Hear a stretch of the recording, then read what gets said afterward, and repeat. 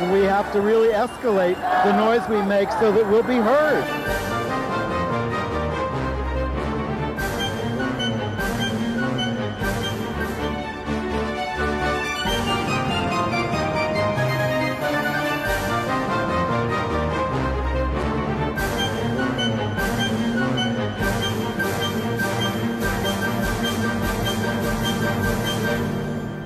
Welcome to Gay USA. I'm Andy Hum. And I'm Ann Northrup. And in the news, there are now, in the Gay USA, more than 60 anti-gay, anti-LGBT bills pending in 25 states. We promise not to give you the entire list, but we will discuss the details of a few of them. And the U.S. Supreme Court has set the day before my birthday for oral arguments on the big same-sex marriage cases. That will be April 28th. Yes. On the 50th anniversary of the Selma March, President Obama integrated the fight for LGBT rights into the civil rights cause. And we're going to remember some of the gay veterans of 50 years ago. Oklahoma is in the process of maybe ending state marriage licenses entirely. It's very confusing, though. But Colorado is moving to ban so-called conversion therapy for minors. Wellesley College, Hillary Clinton's alma mater, a historically women's college and still is, announces it will accept transgender women as students. We mourn the loss of gay and AIDS activist and a friend of ours, Vinnie Allegrini, in New York. Very much mourned. Transgender activists in Canada have come up with a unique way of fighting back against these anti-transgender bathroom bills. This could be a method that will sweep the world. And Peru has rejected a bill for civil unions for gay couples. Andy's going to tell us about Florence Henderson singing a saucy rendition of There Is Nothing Like a Dame at the Broadway Backwards benefit. Oh, that's because if she sings it about a girl, then it's different. Right. I get it. That's what Broadway Backwards is. And our guests are the makers of a breakout hit play about the plight of an of a gay teen in a small town. We'll be joined by James Lecesne, the writer and the performer, of The Absolute Brightness of Leonard Pelkey, and the director, Tony Speciale. But we are going to start with some of these anti-gay laws and some pro-gay laws, starting in state by state. All of this is a backlash to our success with the marriage equality movement. The right wing is searching for ways to stop us in our tracks, take us backwards, ameliorate their losses, undercut our wins. So in Georgia this week, the Senate there has passed a religious freedom bill. All of these religious freedom bills are meant to make it legal for business owners or others to discriminate any way they want on the basis of their personal religious beliefs. This is going to wreak havoc in this country should this stand. Absolutely. In fact, 200 clergy wrote a full-page newspaper ad opposed to this bill. These are clergy members. Nonetheless, the Georgia Senate has passed it, and there's no reason to believe the entire legislature won't pass it and the governor sign it. They passed it 37-15 in the Senate. So, and Coca-Cola has remained silent on this, and we're not getting the corporate support as we did in Arizona. I would love to. I suspect this is my speculation only, but I do play a reporter on TV. That the right wing, after their defeat in Arizona with the corporations coming out against these bills and the governor of Arizona, Jan Brewer, who is usually the friend of the right wing, vetoing it, the right wing got very busy behind the scenes with these corporations and started twisting their arms and saying, you are not going to go out and oppose these bills anymore, and we're going to punish you if you do. I have not seen the evidence of this yet, but I suspect there is a lot going on behind the scenes with the right wing and the corporations. And most of the big LGBT groups have been caught flat-footed on this. And not only that, but we've developed this narrative that the march to victory with marriage is going on and everything's going to be great.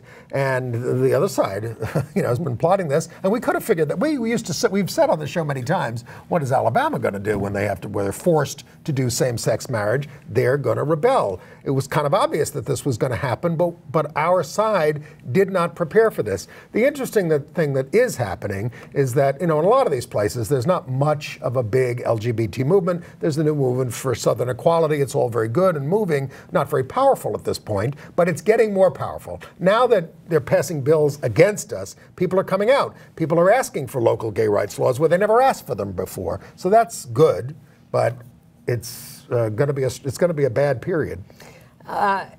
Yes. I had something else to say, which I've forgotten. It'll come to me in a minute. But the corporations have been silent, and this bill is similar to the one that was passed in Arkansas. But as an example of us fighting back, a Democratic representative, state representative in Arkansas, Greg Leding, Leding of Fayetteville, has introduced a statewide non-discrimination bill for sexual orientation and gender identity because, in addition to the religious freedom bills, the bills that are passing easily are these local laws cannot trump state law bills. So now our side is saying, okay, well then let's pass a statewide bill. Well, you got to try. Yeah. And North Little Rock unanimously did pass a commitment to equal opportunity based on sexual orientation, gender identity, genetic information, and marital status. That's civil disobedience. Because they're not allowed to pass those bills if they go farther. I haven't read the actual text of it. It says they're committed to equal opportunity. It doesn't say you haven't. We'll clarify that. I get the distinction. All right, I'm looking for that. And what's also interesting is what's going on in Utah, because the big news last week was that, oh, look at Utah. Now, with Mormon backing, they've proposed a non-discrimination statewide law. It only covers housing and employment, not public accommodations, because, that gets icky with the bathrooms. But this is a great step forward to have the Mormons get behind a non-discrimination law. Sure, it has lots of religious exemptions written into it, but those religious exemptions exist across the board for race and religion and national origin and everything else in their human rights law. And before we got a chance to pick that bill apart, they introduced a terrible bill that has now been condemned by everybody, including Kate Kendall from NCLR, who is originally from Utah, because it has ridiculous religious exemptions.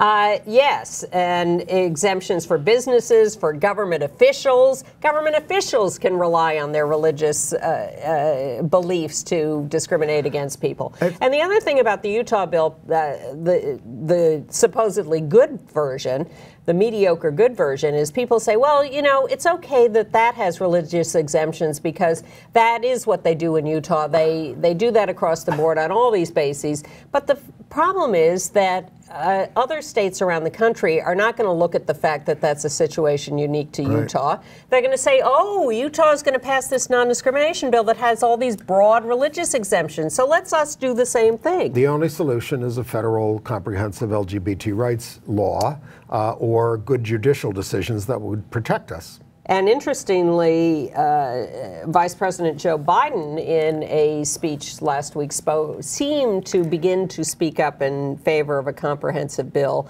although he wasn't quite detailed enough about it. I think he's being given a little more credit than he deserves. Of course, in condemning one of the crazy bigots this week, he said, Jesus God! Who was he talking about? Ben Carson. Yes, he was talking about Ben Carson. Jesus God! So we can use religion too and invoke the name of religion on our side. Well, what does it say when both Glenn Beck and Joe Biden condemn Dr. Ben Carson as an idiot? That's what they also called him, an idiot. Now, then there's Oklahoma. Of course, the famous quote out of Oklahoma this week is from State Senator Joseph Silk, who said of us, they don't have a right to be served in every single store. We're going to get more to them on marriage. People need to have the ability to refuse service if it violates their religious convictions. And I don't have the right to be served in every single store. Well, they don't understand civil rights laws. I have homosexual friends. That's what he said. So, yes, they don't understand it. And, there is a case to be made, or people have made the case over many years, that, you shouldn't have non-discrimination laws for anybody. Yes.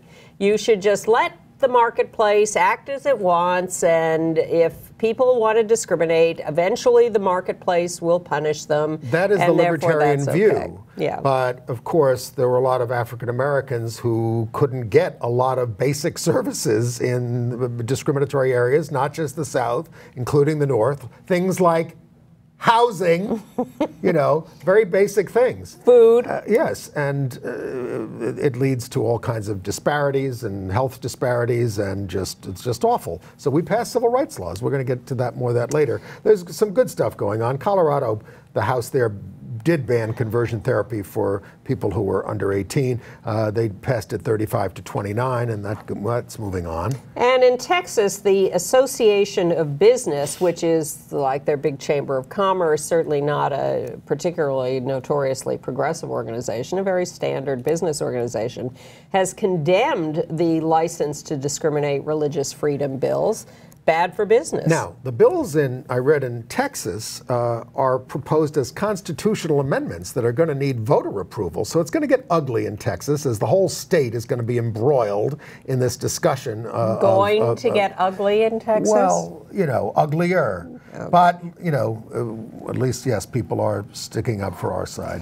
And in Indiana next week, they'll be debating a religious freedom bill to save the bakers, because that's one of the places where someone got told they can't discriminate. And in Colorado, there was a big rally against the religious liberty bill. And in Indiana, the activists will be out in force, all wearing red, which is their symbol for being against these bills. Okay. I also, as long as we're in the States, need to correct something I said last week. I must have been thinking of Illinois when I said that the capital of Missouri was Springfield, when, of course, it is Jefferson City. But almost every state in the Union has a Springfield. I think we should just declare that all Springfields are capitals and move on from there. And then Ann will be right, wherever we go. Twice a day. Okay. Stopped clock. All right. Marriage news? Yes. Well, the big news is that the Supreme Court has scheduled oral arguments for the day before Ann Northrup's birthday for April 28th. There are going to be 2 people on each side arguing these cases. There are 2 questions to settle. We still don't know who will do the actual arguments. They promised to let us know that within the next couple of weeks. And it'll be interesting to see who they pick. And there's a lot of competition, I'm sure, for those slots. And on the eve of these arguments, the new Wall Street Journal NBC poll says that U.S. support for same-sex marriage is now 59%, 33% opposed, which is a new high. Maybe or maybe not in Oklahoma. Well, actually, same-sex marriage is legal in Oklahoma, and the sky has not fallen yet, and there don't seem to be riots in the streets. Nonetheless, the Oklahoma House of Representatives has passed a bill that says the state will not issue any more marriage licenses because they don't want to upset clerks who might have to issue these licenses against their religious beliefs. This passed 67 to 24. So if you want to get married, you have to get a clergy-issued marriage certificate or an affidavit of common law marriage. And the purpose of this bill that they passed is to protect county clerks who do not want to issue licenses to same-sex couples. But the thing is, still got to take your certificate to the clerk and get it registered in some fashion. How is that different from issuing a license? So I think they're going to an awful lot of trouble for no real result. But our side points out that with the passage of this bill, essentially you will have legalized same-sex marriage in the state. Yes, legislatively. even if the Supreme Court does not. Correct. And the supporters... So thank you, Oklahoma. The supporters of the bill say that marriage was instituted by God, not the state. What is this country coming to? Also, on the Supreme Court oral arguments, a lot of various groups and organizations and coalitions are filing amicus briefs with the court, and a large group of corporations has filed a pro-marriage, pro-same-sex marriage brief with the court, saying that to have states where you don't have legal same-sex marriage is going to hamper their ability to recruit employees because it's going to be seen as a bad place to live and work. Right. In Nebraska, the Eighth Circuit has stayed the decision opening marriage to gay couples. No explanation was given. It would have started this past Monday. But they have the Eighth Circuit has scheduled oral arguments in the cases from Nebraska, Arkansas, and South Dakota for May 12th. That'll be 2 weeks after the Supreme Court hears arguments on same-sex marriage nationally, but they will not have decided it until presumably the end of June. So the Eighth Circuit is going ahead and proceeding on their own cases in these states. By the way, there was another poll called the General Social Survey, and they also found that just about a third of Americans now still oppose same-sex marriage. 45% of Republicans support. 40% overall still say same-sex relations are always wrong, but 88% say it's now okay for all of us to teach college. Oh, LGBT yes. people? Yes. Oh, okay. Well, Republicans not in support of same-sex marriage would include Rand Paul, who says same-sex marriage offends him and a lot of other people. He was being very incoherent. He says he's for some kind of competing contracts for equal rights for gay couples, and says that may be where we're still headed. But no, it's not. But religious marriages are for heterosexuals only. Well, what about the liberal religions that do marry same-sex couples, Rand?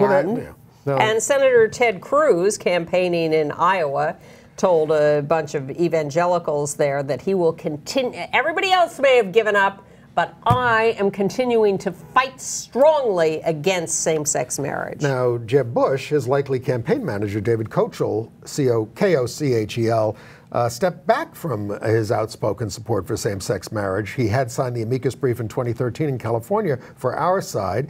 He heads Bush's Right to Rise PAC, which sounds vaguely So he obscene. didn't sign on to Ken Mellman's big Republican amicus brief to the Supreme Court this time, saying that he's staying out of things now that he's Jeb's campaign manager. Clint Eastwood dropped out, too. In Alabama, there continues to be interesting judicial maneuvering there. Now, they legalized same-sex marriage, and then they stopped same-sex marriage, and the state court has said to probate judges, don't do it, because the federal judge who said do it, really her case only applied to 1 or 2 probate judges and a few couples. So now, finally, our side has gotten its act together, and the ACLU and the National Center for Lesbian Rights have filed a suit to turn the Alabama marriage cases into a class action so that it would apply to all probate judges and all same-sex couples. Right. Now, did we talk about the suit against the Social Security Administration last week? We're about to. Okay. Gay and lesbian advocates and defenders filed suit on behalf of same-sex spouses who were being told to repay overpayments to them. It's a case of a couple where one of them was getting disability. We did talk about that one, yes. But there's a new one from California where couples who were getting Social Security benefits as married couples in California, when the Windsor decision came down, they wrote to the Social Security Administration and said, now that the federal government is required to recognize our marriage, does this change our status?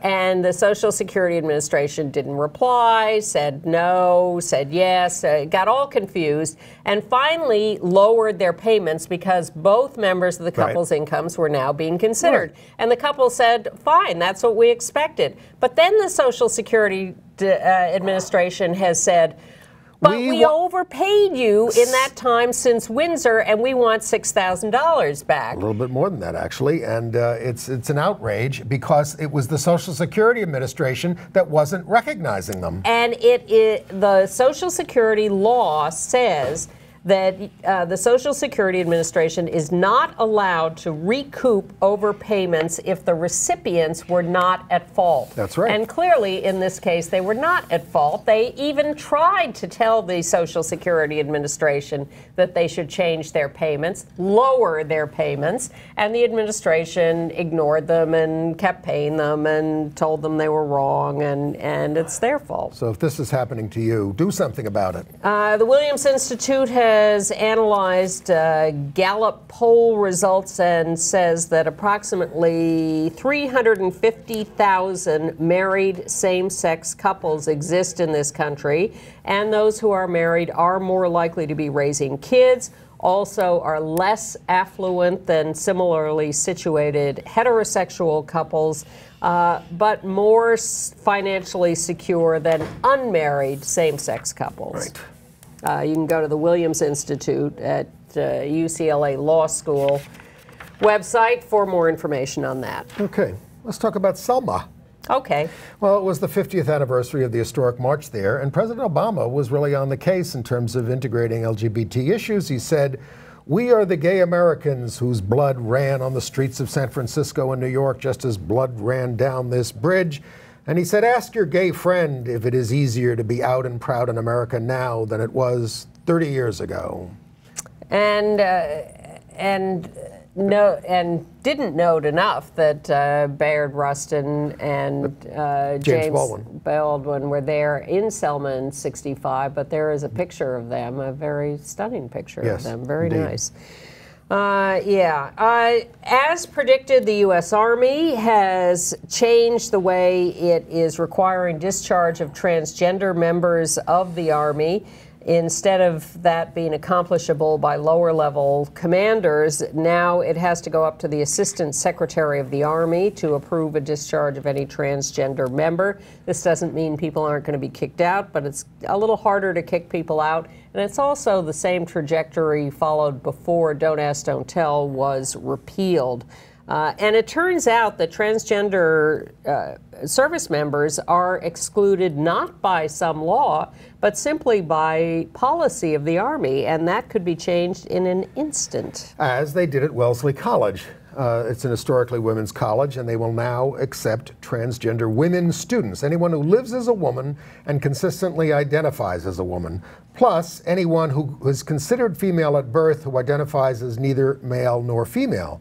Now, those who identify as men are not admitted, but if one is a student and no longer identifies as a man, as a woman, was a man, they can still be allowed to graduate. Big brouhaha over transgender issues at a Planet Fitness facility. Let me see, in Midland, Michigan. So a woman who is a client of Planet Fitness complained that there was a man in the locker room. Well, of course, it's a transgender woman who this woman found unacceptably masculine. And Planet Fitness has an all-accepting policy. And so they took away the membership of the woman who complained. And people started saying, whoa, wait a minute. Well, this woman, it turns out, had complained over and over and over again in very obnoxious ways, and that was against the policy. But there is quite a firestorm going on. And all sorts of digging into the background of the transgender woman. Also, this facility has private changing stalls and private bathrooms. So what's the problem? Good question. So this has become more and more an issue, obviously, all over the place. They're in the Minnesota legislature. They're trying to keep transgender kids out of appropriate sports leagues. The bathroom discussion goes on everywhere. So the transgender community is saying, really, you want transgender women to use male bathrooms? You want transgender men to use female bathrooms? More on which later in international news. Well, I want to show this picture that, and maybe we have it a little lower down, but I bring it up because this is the protest that's happening. This is in Canada, but it's happening around this country too, and that is transgender activists who are saying, now there is a transgender woman in a men's bathroom. Plett is a Canadian legislator, that's why his name is on this sign, Plett put me here. But she is showing how ridiculous it looks for her to use a men's bathroom. Right. I've always said that. Where do you want this person to go to the bathroom? And of course, one of the right-wing leaders said they should wear diapers. That is what he said to me. God. Saks Fifth Avenue has settled its suit with a former employee who is transgender, Lecesne who was harassed by coworkers and supervisors. The attorney was Jillian Weiss, a former guest on this show. Yes, transgender lawyer and activist. The Saks had tried to get out of this by saying there's no law protecting transgender employees in Texas or nationally. And they were roundly criticized for that. And so now they have settled it. No publicizing of the terms of the settlement, but that case has been settled. And we're still not allowed to march in the St. Patrick's Day parade. Irish LGBT groups aren't. So we're protesting on Tuesday, March 17th, which is St. Patrick's Day at 11 a.m. at 5th Avenue and 57th Street in Manhattan. This is for 24 years now. We'll be there with big, huge, beautiful banners. West side of 5th Avenue between 56th and 57th, 11 a.m. to 1 p.m. Come anytime during that time. The Grand Marshal of the parade is Cardinal Timothy Dolan, who just got a little setback because he was Bishop of Milwaukee, and he took $55 million of church funds into a cemetery fund to protect it, and he got a nice ruling from to protect it from lawsuits by the people who've been molested by priests, and they went bankrupt. So now a judge, the Court of Appeals has said, you can't protect the money that way. That's not a religious function. Speaking of religious, and going back to the military, a Navy chaplain, Lieutenant Commander Wesley Motter, who is a Pentecostal, may be discharged from the Navy. He's been described by his superiors as intolerant and unable to function because he's such a bigot. In the military, you can be a chaplain and refuse service to people who you are offended by your religious beliefs if you replace yourself with someone else who can minister to them. But what you cannot do is sit there and lecture them on who they are and tell them their behavior is inappropriate and all that, which he has been doing both to gay people and to women. No sex outside of marriage, must be straight, can't be pregnant and unmarried. He doesn't respect our religious freedom. Evidently not, but he's in a lot of trouble, which is terrific. Can we talk about some people who've passed? Yes. Yes. We lost Vinnie Allegrini this week. Now, he was a friend of ours, but he was also we have a picture of him. He was a pioneering gay and AIDS activist, most often with his husband, Mark DeSola Price, who's there on the right. That's Vinnie on the left. Their dog in the middle. He died at 66 after years of living with HIV and chronic hepatitis B. He was a professional hairstylist, once associated with Vidal Sassoon. In recent years, he kept us looking fit on this show. I need a haircut. He was in he and Mark were on the 10th anniversary of Paz Magazine's cover, naked, when that's the way they celebrated the 10th anniversary of the magazine. And the memorial service is Sunday, March 22nd at 3 o'clock at the Unitarian Church at 48 Monroe Street in Brooklyn Heights. We'll be there. We will. We also mourn the death of Dirk Schaefer at 52, found dead in his car in Los Angeles. Cause of death still to be determined. He was Playboy's Playgirl yes. Man of the Year in 1952. No. Can't be. Sorry, 1982. 82. Yes. I'll put my glasses on and tell you it's 92. Thank you. Okay. I am an idiot. That's a no-no. But he made a movie called Man of the Year about the conflict between being the sex symbol for straight women and being gay. Yep. And he was beloved in LA and a very successful model and actor, and tragedy that he's dead at 52. Probably a heart attack, but they're still investigating that. In much more advanced years was Albert Maysles, the great documentarian. You know him from Grey Gardens and movies like Salesman in '68 and Gimme Shelter about the Rolling Stones. But he also made documentaries about Vladimir Horowitz, who was gay, abortion, desperate choices. He had a great deal of integrity. And if Hetrick Martin Institute had allowed it, they would have made one about Ann Northrup's work teaching kids in the schools. But we couldn't get that to happen. His surviving wife, Jillian Walker, is a therapist at the Ackerman Family Institute. and I knew a woman who worked there with her, and they invited me in to watch the work they were doing with same-sex couples and families. And then they came and watched us work in the schools, and then Jillian sent her husband, Al Maisels, to come watch us work in the schools, and he wanted to make a documentary, and Patrick Martin turned him down. But he was a tremendously sweet guy. Yep. And his wife's terrific, too. Brilliant. And that's a huge loss, but he lived a long, full life. Another murder of a transgender woman of color to report. Now, this happened January 9th. The woman's name was Poppy Edwards. This is the 7th such homicide this year out in Louisville, Kentucky. Yeah, they finally nailed down the gender identity and a suspect the details. is in custody and charged with murder, Henry Gleaves. And we support the middle school kids in Beaverton, Oregon, who put up a big rainbow sign, "Born gay, follow the ray, born straight, refuse to hate."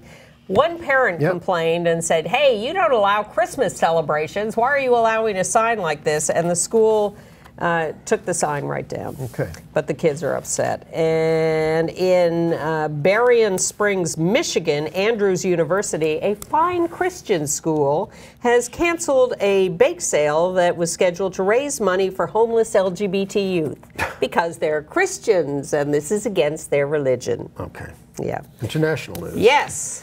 Well, okay, we did Canada. In China, Li Yin-hee, 63, the Dr. Ruth of China, has opened up about the fact that her partner of 17 years is a transgender man. And the public reaction and the press reaction has been surprisingly supportive.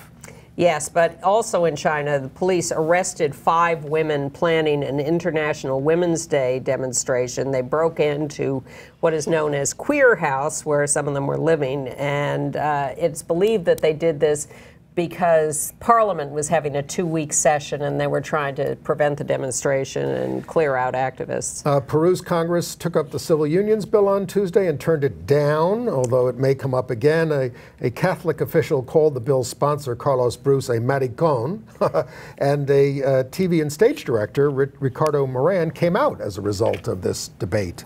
The European Court of Human Rights, which covers 47 countries and states, ruled for a trans man in Turkey who had been, because there are rules there and in 20 other countries in Europe that say you cannot have a gender change unless you can prove you have been sterilized. And the European Court of Human Rights said that is wrong and inhumane and you can't have such laws. Good news and bad news from the United Kingdom. They delayed a decision on a lesbian asylum seeker from Nigeria because she has children and was therefore, quote, not part of the social group known as lesbians.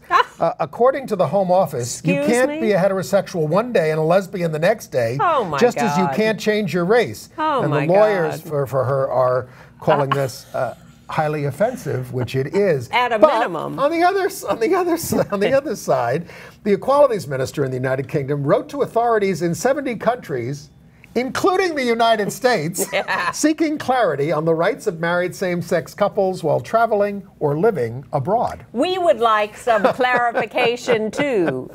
In Sicily, the regional assembly, Sicily is not the most progressive region of Italy, but the regional assembly has approved a civil union registry and a non-discrimination law that includes sexual orientation and gender identity, and the local bishop approves of these moves. Unlike in Ireland, where the gay marriage referendum is May 22nd, and it's not a slam dunk, Colm Tóibín said that because the government supports it. But this may help. The church is really against it. An Irish bishop said that God no more intends us to be homosexual than to have birth defects.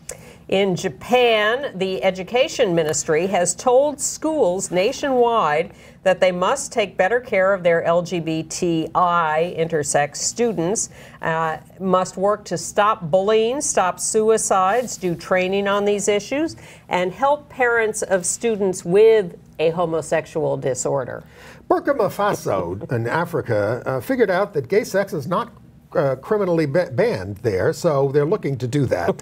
And to ban same-sex marriage at the same time, or criminalize it, actually. Europride 2015 is scheduled for Riga, Latvia, but it may be threatened by a sneaky competing application from anti-globalists, as they call themselves in Latvia, who have applied to have events and demonstrations during the same time period, which would preclude Europride, still to be sorted out. And in Slovenia, the upper house gave its approval to same-sex marriage, but they still could face a referendum there from the right wing. In AIDS and health news, the one thing I have is that on the West Coast, they're turning up cases of blinding ocular syphilis. They found about a dozen to 15 cases in Seattle, San Francisco, and LA, mostly gay men. Please be tested for syphilis and watch out. And we told you about this new hopeful treatment for HIV called immunoprophylaxis by gene transfer. Well, now it turns out they're now looking to use it for Ebola, malaria, and cystic fibrosis. So it may be a breakthrough because there were so many people with AIDS. They are looking for what amounts to essentially a vaccine. So it might work in other diseases. Yes, if it works in humans at all. They've only tested it in monkeys. And everybody heard about the Obamacare thing. And this is, by the way, the 13th annual LGBT Health Awareness Week. And they're pushing trusting relationships with your doctors. All right, entertainment news. Well, I just heard that on Switched at Birth, I believe a new ABC show, Meredith Baxter is on it as the grandmother of one of the families, and has on the show, her character has come out as a lesbian, which she did not do in her recent guest starring role on The Young and the Restless. The name of Avery Fisher Hall is being changed to David Geffen Hall. Why? He's a gay guy. He gave them $100 million. Well, Avery Fisher had given them a lot of money, but they took his name off the hall by paying off his descendants a little. And David Geffen has put in the contract for his $100 million that his name will be there in perpetuity. But his $100 million is only a fifth of the money they are raising to do the renovation they want to do. So it's getting off cheap. Exactly. Did we show Drives this? a good bargain. Did we show this yet? No. No, we have a picture of a TV show called The Fosters from ABC Family. It featured a kiss between two 13-year-old male characters. It's seen as a first on network TV. First for youngest. Yes. Certainly we've seen teenagers kissing on Glee for years. The boys in the show grew close when one supported the other when he was bullied for wearing nail polish. The series is produced by Peter Page, who did Queer as Folk. If you are a fan of opera and are interested in a surrealist gay opera based on a Federico Garcia Lorca work, El Público, with a flamenco basis, is available online until June 9th. It was performed at the Teatro Real de Madrid. And if you go to concert.arte.tv, you can see El Público. At the Abington Theater in New York, I saw an ironically titled play called Happy End by Ido Netanyahu. Not Beckett's Happy End? No. It's about German Jews in Berlin as Hitler came to power in '32. It's got a good cast and a great set, and it doesn't break a lot of new ground, but it's very good to contemplate the power of denial, lest we allow history to repeat itself. There's a righteous Gentile in the play, and he's praised for what he's doing for his Jewish colleagues, and he says, the Jews, he says, it's Germany I care about, and then that's, if more of us said, what was happening to African Americans and gay people in this country is hurting America, as opposed to worrying about the particular minority group in particular, I think we would all be better off. Well, speaking of happy news, why don't you tell us about Broadway Backwards? You have a couple of minutes to do that. Well, this was the benefit for Broadway Cares, Equity Fights AIDS, and the LGBT Center. And actually, it's the first time I've been. It was at the packed Hirschfeld Theater. Men sing women's songs and women sing men's songs. And it's really the best show of the season, hosted by Julie Halston and Rob McClure, old pals. Florence Brady Bunch Henderson, we have a picture of her at 81, surreally did a raunchy turn on There's Nothing Like a Dame, grabbing women and all that kind of stuff. Lily Tomlin stumbled over saying LGBT. She had trouble getting it out. She said, that should be easy for me. I'm at least 2 of those. Aaron Lazar and Tony Yazbek, we have a picture of them, movingly sang A Boy Like That and I Have a Love from the duet, the love duet from West Side Story. It's just very moving to see this, these love songs done that way. Brian Stokes Mitchell sang The Man I Love. Maureen McGovern sang This Nearly Was Mine from South Pacific. But the standing ovations were for Titus Burgess, who closed the first half with I'm Telling You from Dreamgirls. I'm not going. Yes. And Shauna, a woman named Shauna Hamick, H-A-M-I-C, she's a plus-size star of she was in The Last Ship. She did the most powerful rendition of I Am What I Am from La Cage aux Folles that I've ever seen. She's only 5'6", but she looked about 10 foot tall. So congratulations to all the folks at Broadway Cares. In the center, they raised about $466,000. Yeah, I mean, this started years ago, and it seemed like a sort of light gimmick. $10, and you went to the center and you heard it. Yeah. But it's grown into something really significant and moving. Yes, and it is, and it's you know, and it's amazing. The Broadway community is so amazing the way they pour their hearts out on these things. And you saw a very moving show recently, and interviewed today the star and the director. The show is The Absolute Brightness of Leonard Pelkey, and let's take our viewers to that interview with the star James Lecesne and the director Tony Speciale. And joining us now are James Lecesne, the writer and performer of The Absolute Brightness of Leonard Pelkey, and the director of the show, Tony Speciale. And, you know, for those of you who watch this show, you know I don't get that enthusiastic about a lot of theater in this thing, but I came back from this show just thinking this is the best thing I've seen all season for sure. Oh, wow. Thanks well, no, so much. seriously. Thanks, Andy. You're doing a wonderful work. So, The Absolute Brightness of Leonard Pelkey is a show about what? What do you want to tell people about this show that's playing down at Dixon Place until March 28th that would draw them in? Well, it's a story of a small New Jersey town on the Jersey Shore. And it's really what happens when this 14-year-old boy, who's very original and sort of interesting, actually suddenly just disappears. And so I play a lot of the people in the town who are dealing with what happened to him and trying to find him. And it's an investigation that's led by this detective who is sort of the narrator of the story. Okay. Now, cover your ears if you don't like hearing your reviews. But that's all right. the Times called this a superlative solo show. They said you were a pretty darn dazzling beacon of theatrical talent, and they said that, Tony, the Times said you sharply directed it, and the Gay City News said you thoughtfully directed it, and that's what you usually do. You of course, are also the director of what was called Unnatural Acts. At one time, play about the Harvard secret court of the 1920s, and you are the also the creator of the movie Trevor, which is about a comedy about a gay teen suicide. Would you say? Comedy is an interesting word. Suicide and comedy in the same sentence. Which led to the formation of the Trevor Project, and you are the co-founder of the Trevor Project, which is a 24-hour line out there that is, we talk about it all the time. Do we have the, yeah, we can put the number up there or the website for the Trevor Project, that would be great. So this started out as a novel that you wrote a couple of years ago. In 2008, I wrote a young adult novel called Absolute Brightness. And the story was told from the point of view of a 16-year-old girl named Phoebe, who's actually in the show. But I just wanted to, I just felt like after 2009, 2010, you know, the whole It Gets Better campaign and bullying and Tyler Clementi and everything that happened, there was still, it seemed to me there was still more to say about this issue of kids being different and being targeted for being different and how hard it is to be different at that age, you know, 13, 14. So I wanted to tell the story to an adult audience that was maybe a little more complex, a little darker. You know. So what drew you to want to to play all the characters, and to turn it into a solo show? And Tony, what drew you into this project?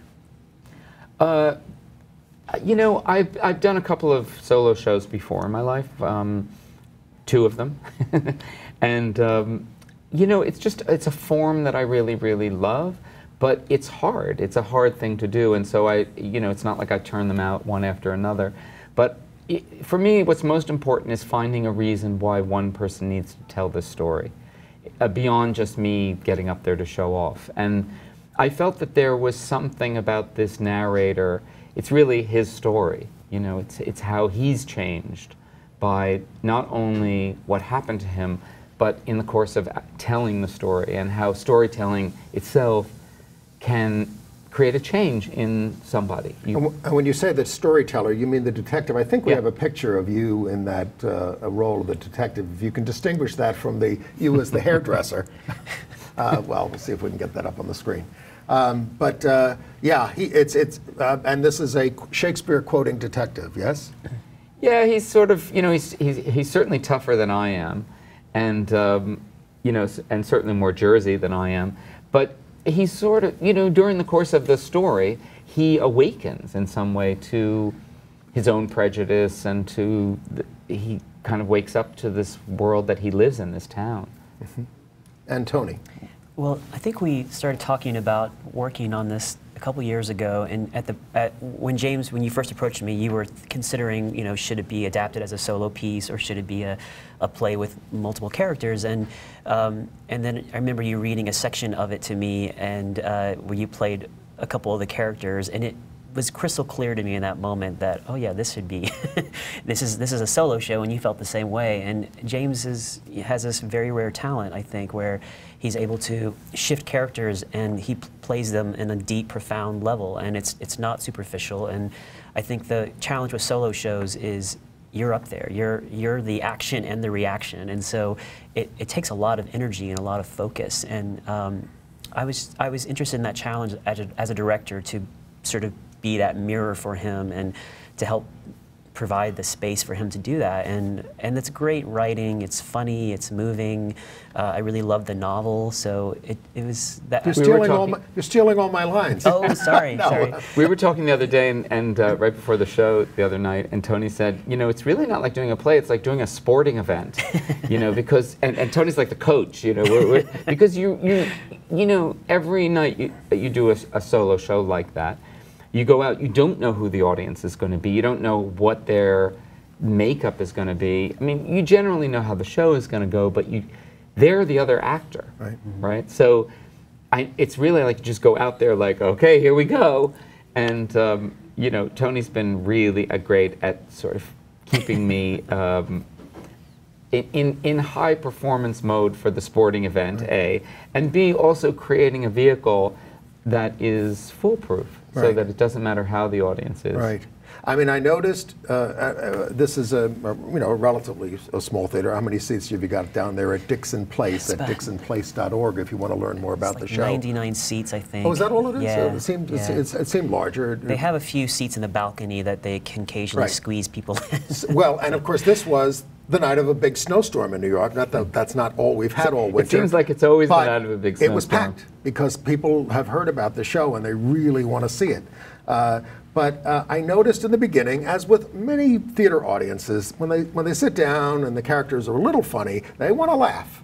You know, so they want to laugh at everything, and you play some characters, some real characters in the sense of the people on the Jersey Shore and that kind of stuff. But then it starts to quiet down as people realize there is a very serious story here. Mm. So yes, it does have funny moments, but it's also very, as David Kennerly said, gripping. And the other thing David Kennerly said in the Gay City News was that he thought it was a true story while he was sitting there listening to it. So many people have come up to me afterwards, and what's interesting is they don't say, is it a true story? They say, this is a true story, right?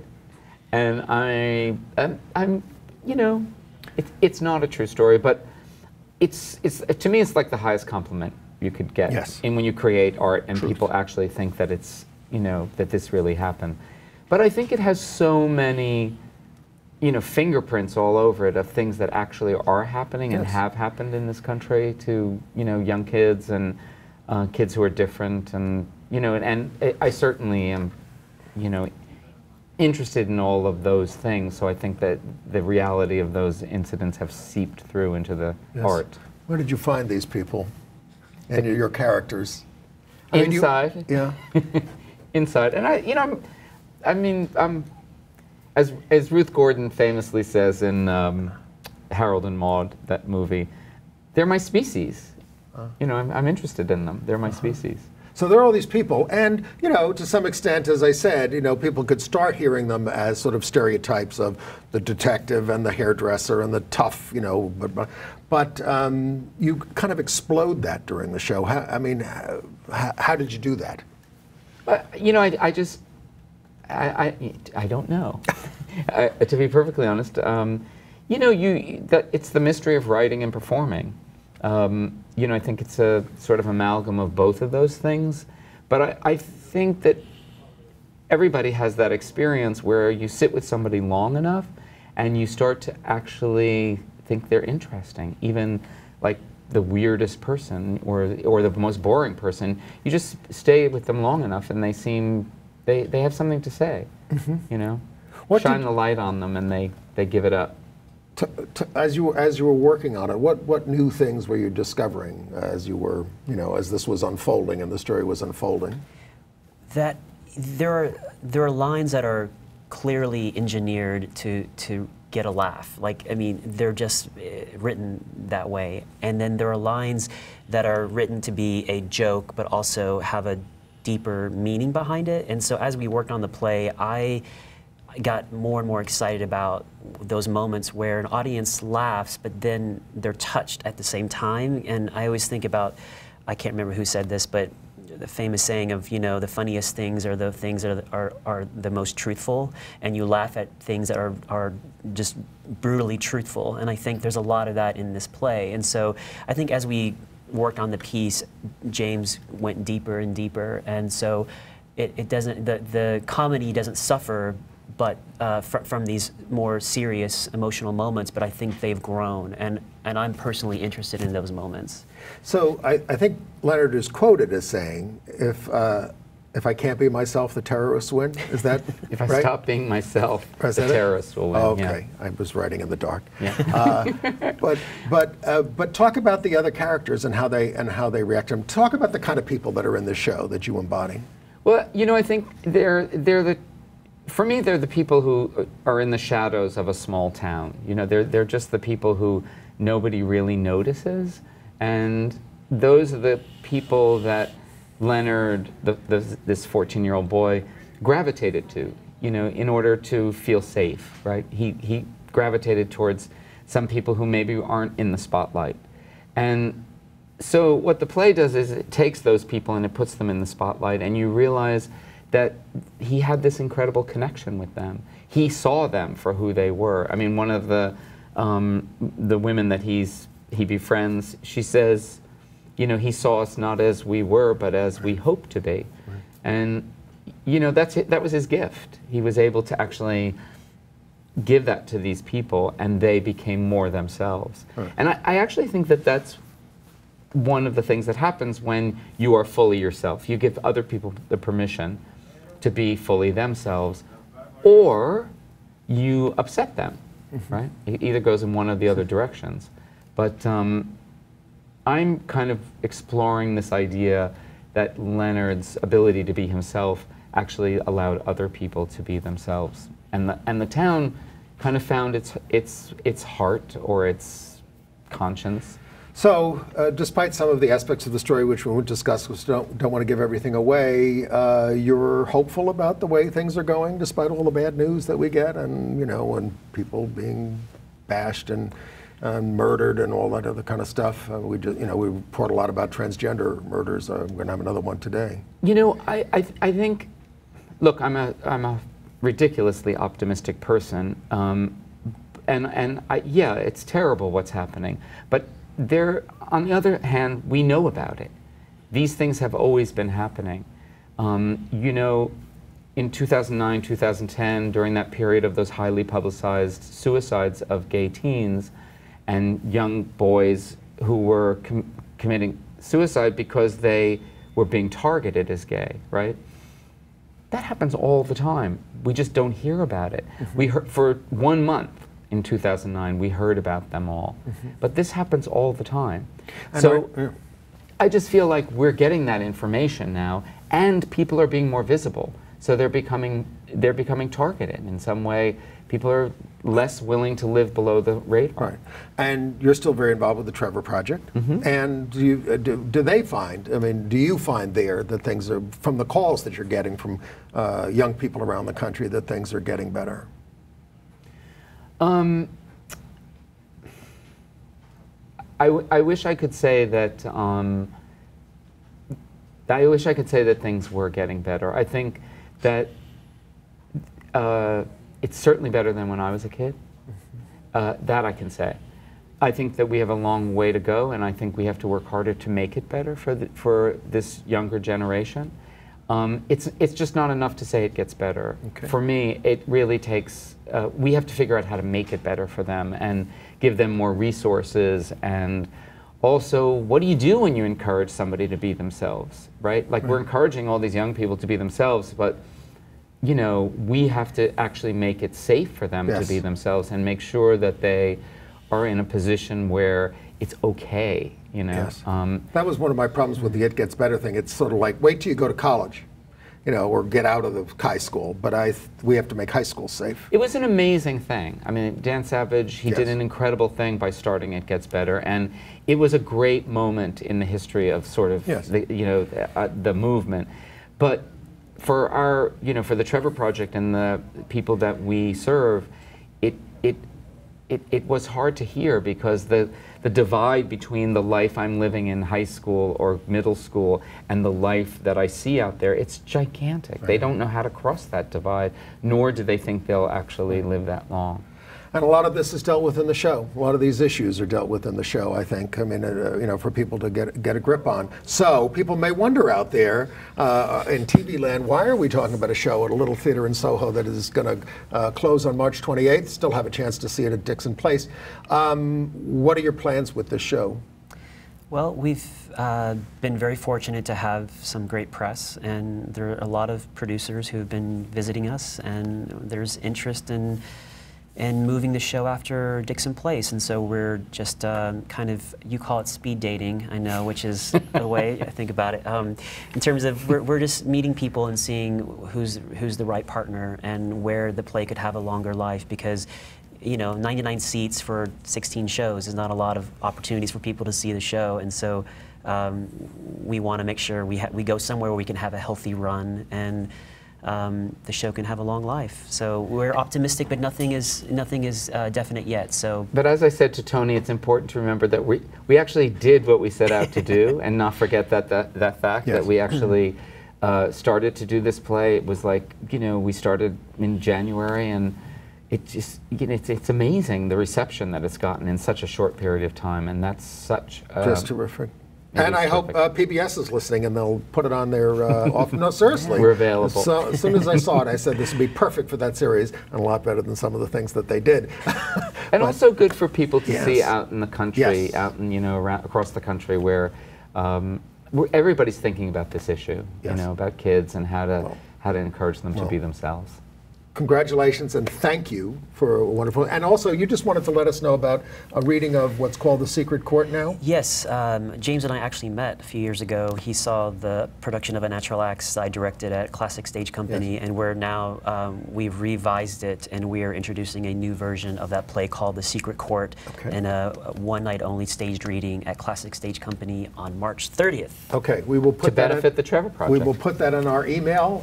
If you want information on that, write to me at Andy Hum at AOL about all this information, and thank you for being with us. Thank you so much for having us, Andy. Andy. Bye.